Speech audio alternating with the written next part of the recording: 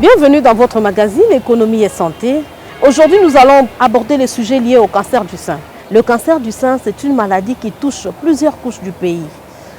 Hommes, femmes, riches et pauvres. La prévention est la meilleure prise en charge car elle permet de veiller sur les facteurs de risque de la maladie. Plus d'explications avec le docteur Venin Amatou.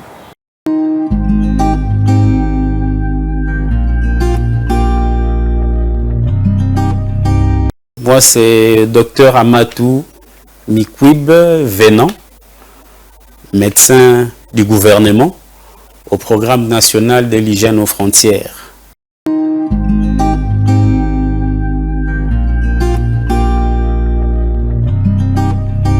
Pour parler du cancer des seins chez la femme,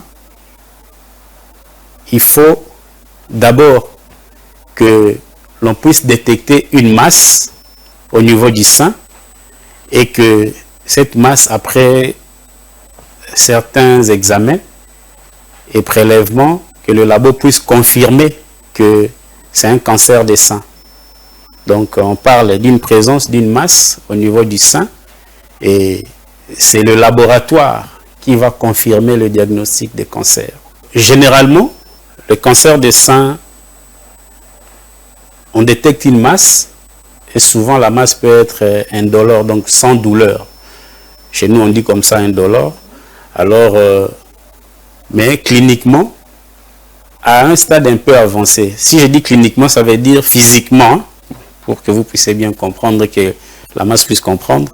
Donc, au niveau du sein, à un stade un peu avancé, on peut remarquer certains changements sur la peau. C'est que nous appelons la peau d'orange. Vous verrez au niveau de la peau, du sein cancérisé, ça va se rétracter. Donc quand vous observez, vous comprendrez, vous allez faire allusion directement à la peau d'une orange. Donc c'est ça l'un des signes majeurs. Et à certains stades, il y a même ulcération, donc il y a formation de la plaie au niveau du sein. Et même à la palpation, quand vous faites une pression au niveau du mamelon, chez certaines personnes, vous remarquerez qu'il y a des sécrétions qui parfois n'apparaissent que quand on est en plein allaitement et dans certaines circonstances, mais dans le cas des cancers des seins, il y a souvent la production de ces sécrétions-là. Une femme qui a le cancer des seins peut allaiter, oui, elle peut allaiter. D'ailleurs, l'allaitement et d'autres paramètres empêchent l'évolution du cancer. Mais le problème est que la masse déjà gêne. Ça gêne la femme. Et chez certaines personnes, il y a sensation de la douleur. Et ça gêne pour que la femme puisse allaiter.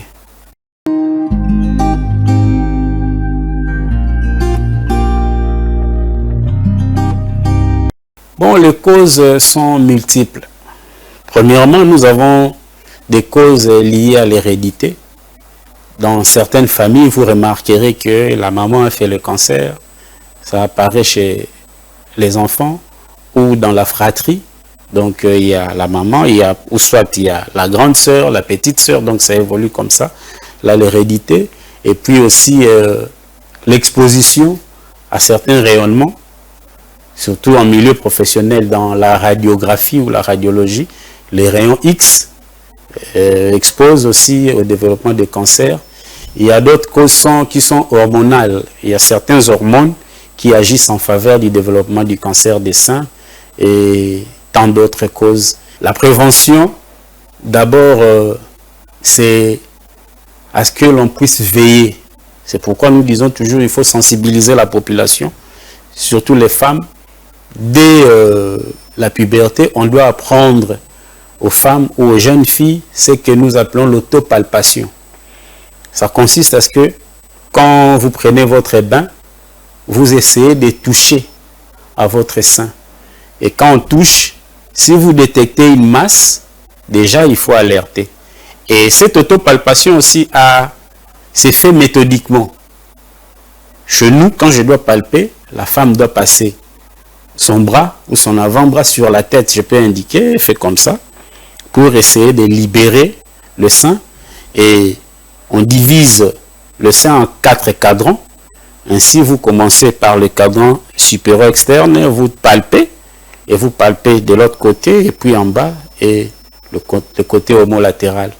Et ainsi, vous pouvez détecter. Mais déjà, c'est ce que nous conseillons. Quand vous êtes à la maison, essayez de vous palper entre vous. Bon, quand je dis entre vous, par exemple, pour les femmes mariées, l'homme aussi peut aider. Mais déjà, en prenant votre bain, vous devez le faire. C'est très, très important. Parce qu'avec le cancer, tôt vous détectez, plus vous avez des chances de guérison. La masse est différenciée physiquement comme ça. C'est une masse qui est un peu mobile. Ce n'est pas fixe. Ça, c'est physiquement. Mais le diagnostic de présomption est souvent posé lors d'un examen que nous appelons la mammographie. C'est un examen basique, simple, qui peut déjà orienter. Et vous détectez une masse. On peut vous orienter encore plus dans l'échographie pour plus de précision et la certitude viendra au laboratoire en anatomopathologie. Là, on étudie l'aspect des cellules et leur comportement.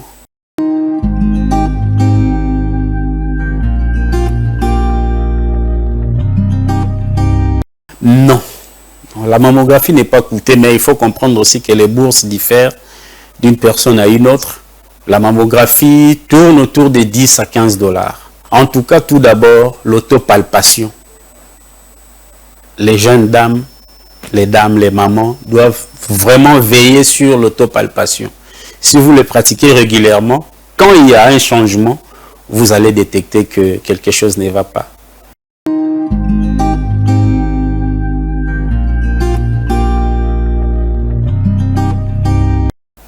Nous parlons de la prévalence du cancer des seins en RDC.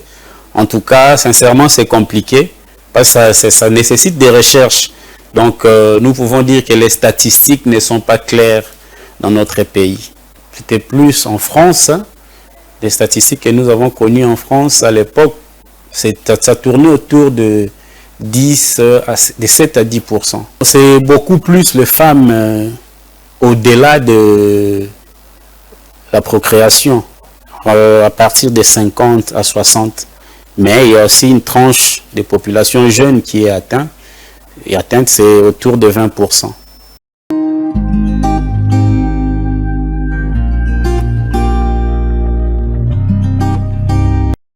La prise en charge d'un cancer des seins, c'est vraiment une prise en charge de longue haleine. Et elle est aussi coûteuse. Tout part du diagnostic au traitement. D'abord, quand la personne se présente, une personne qui se plaint d'une masse, on essaie d'examiner. Quand on détecte la masse, et généralement on ouvre et on fait une biopsie. On dit biopsie exérèse. Ça veut dire quoi? Nous opérons, nous faisons l'extraction de la masse et directement la masse est envoyée au labo. Et par prévention, on enlève le sein tout entier. C'est comme ça, et au laboratoire, ils vont analyser dans l'anatomopathologie. On analyse, ça confirme. Et déjà, quand ça confirme, il y a un autre examen que nous demandons, c'est l'immunohistochimie. En fait, l'immunohistochimie nous permet d'étudier la nature génétique du cancer, des cellules cancéreuses. Cela nous permettra de nous fixer sur le traitement à mettre en place, dans la chimiothérapie, quelle molécule choisir. Et cette chimiothérapie peut aller jusqu'à 6 mois et d'autres personnes au-delà même.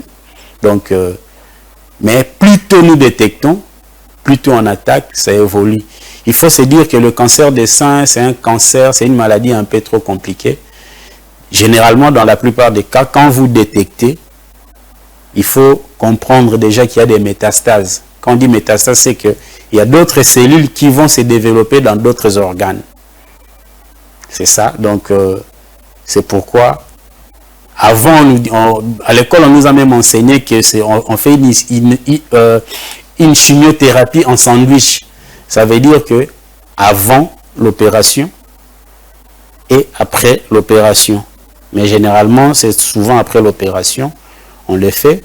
Et à part la chimiothérapie, nous avons aussi la radiothérapie. Là, on va cibler et puis on va bombarder. Mais déjà, dans d'autres cieux, par exemple en Israël, nous avons suivi récemment, ils sont en train de soigner ces genres de cancers par cryothérapie. On se sert de la température. On injecte des produits dans les cellules cancéreuses, dans le sang et dans le sein, et cette injection va entraîner une température que je pourrais dire polaire. Alors, dans ces conditions-là, les cellules sont détruites. Et comprenez que chez nous, ça prend du temps. Et à part ça, par exemple, dans le diagnostic, nous avons ce que nous avons vu à l'étranger, le scanner, pas conventionnel que nous avons ici, c'est le PET scan. C'est vraiment un scanner spécialisé dans le diagnostic des cancers. Parce que là, ça oriente même sur l'évolution des cellules cancéreuses. Si par exemple, votre traitement évolue très bien, le scanner, le PET scan vous indiquera que vous êtes en processus de guérison. Ou soit s'il y a des cellules qui se multiplient, ça oriente aussi sur cela. Mais ce sont des appareils très coûteux que nous n'avons pas ici. Et en Afrique aussi, c'est rare. C'est au Maroc, on est en Afrique du Sud et je doute un peu sur le Nigeria, mais je suis précis sur le Maroc et l'Afrique du Sud. Le reste, c'est pourquoi vous voyez plus les gens se rendre en Inde, tout ça. C'est beaucoup plus à cause de ces moyens diagnostiques. Comme quel examen? Par exemple, je parlais de la mammographie qui tourne autour de 10 à 15 $. L'échographie mêmement.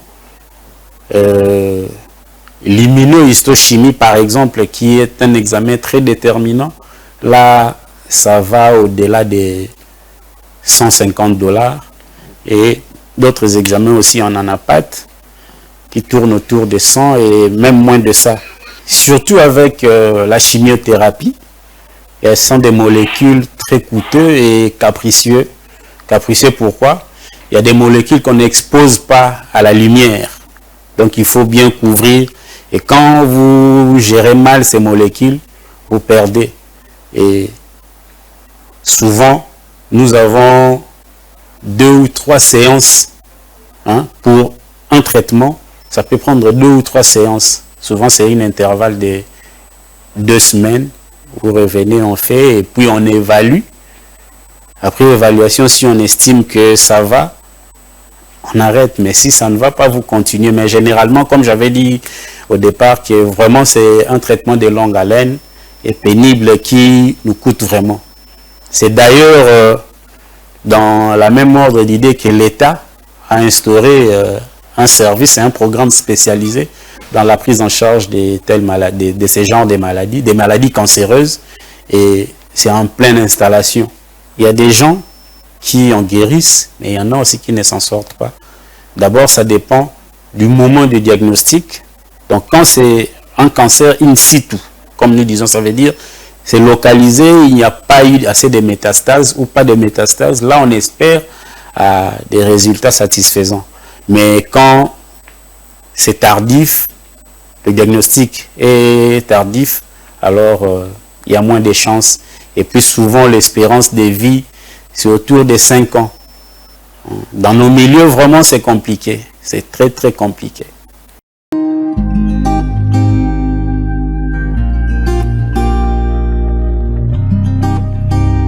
Ah non, ça, en tout cas, je ne sais pas, mais ça va au-delà de la moyenne. Ça emporte sérieusement. Ouais, ouais.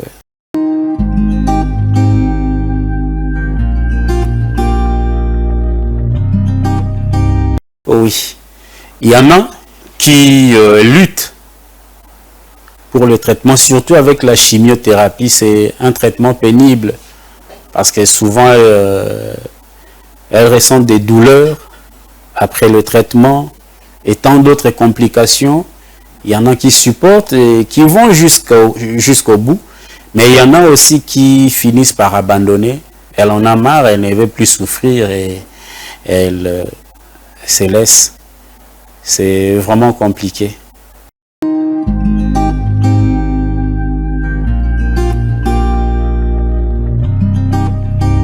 Il y en a qui coûtent même pas 20 $, mais il y en a aussi qui vont au-delà des 100 $. Donc ça dépend de la nature des produits prescrits.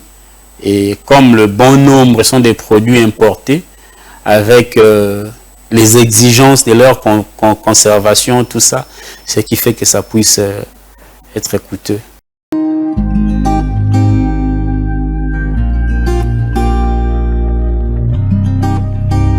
D'abord, nous avons la clinique universitaire de Kinshasa.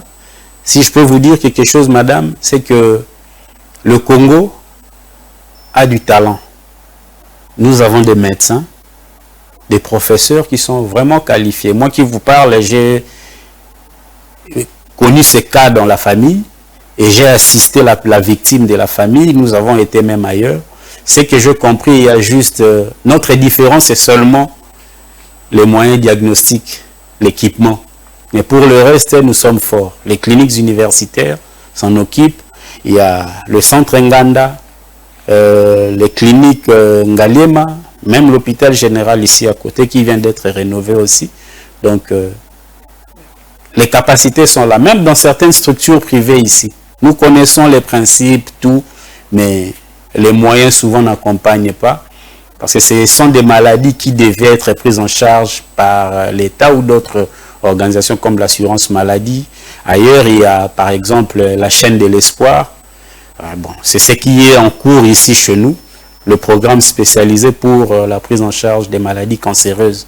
Mais aussi, ce ne sont pas tous les cancers qui sont pris en charge. Donc, petit à petit, je pense que avec l'installation de la couverture santé universelle, on arrivera au bout. La chimiothérapie au Congo, moi je dis que d'abord ça dépend des structures. Je peux donner à titre d'exemple, j'ai perdu ma soeur, paix à son âme, en 2020. Elle avait commencé son traitement ici. Elle a commencé, on l'a opéré. D'abord on a diagnostiqué, on l'a opéré.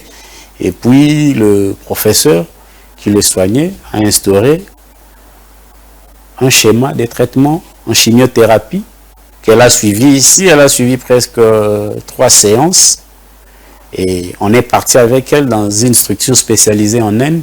Là-bas déjà avec le PET scan, ça avait révélé qu'il y avait des cellules cancéreuses en processus de guérison.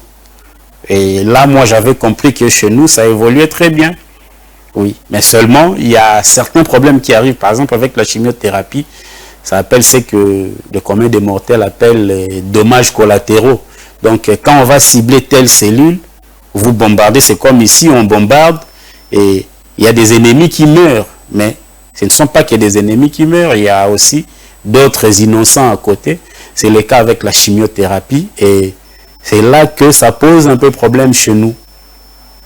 Ça pose des petits problèmes parce que comme déjà on n'a pas assez de moyens pour faire des scanners à répétition et on continue à soigner parfois comme ça et il y a des dégâts ailleurs. Donc, mais en général, le Congo, on a les capacités et on sait soigner aussi ces genres de maladies. En tout cas, à l'État congolais, nous leur demandons de mettre vraiment des moyens dans ces domaines. Disons d'ailleurs dans tous les domaines, en tout cas ils doivent mettre des moyens. Et déjà pour ceux qui sont atteints de ces genres de maladies, il faut veiller un peu plus. Parce que ce sont des maladies, quand vous n'avez pas de moyens, c'est compliqué. Moins s'en sortent. Et d'autres qui ont même des moyens finissent par abandonner parce que ça prend assez du temps et tellement que ça fait mal, ça dérange, il y en a qui abandonnent. Mais nous avons besoin des moyens. Quand on dit des moyens, ce n'est pas seulement à cette population victime, mais c'est aussi au corps soignant. Parce que quand vous mettez des moyens et que le personnel n'est pas bien rémunéré, avec quelle morale prendra-t-il en charge cette patiente ou cette victime? C'est pourquoi parfois vous constatez certaines négligences que nous n'appuyons pas, mais ce sont des réalités. Donc c'est un peu ça. Ça exige beaucoup de moyens. Les moyens du côté des malades et du corps soignant et même l'environnement. il faut bien entretenir notre environnement, tout ça. Et c'est ça, en fait, c'est vraiment un tout. Eh bien, chers téléspectateurs, c'était votre magazine Économie et Santé. Je rappelle que nous avons abordé aujourd'hui les sujets liés au cancer du sein. Le cancer du sein, c'est une réalité qui touche à toutes les couches du pays. Vous avez suivi les causes et les préventions de cette maladie. Au revoir, je vous rencontre prochainement pour un nouveau numéro.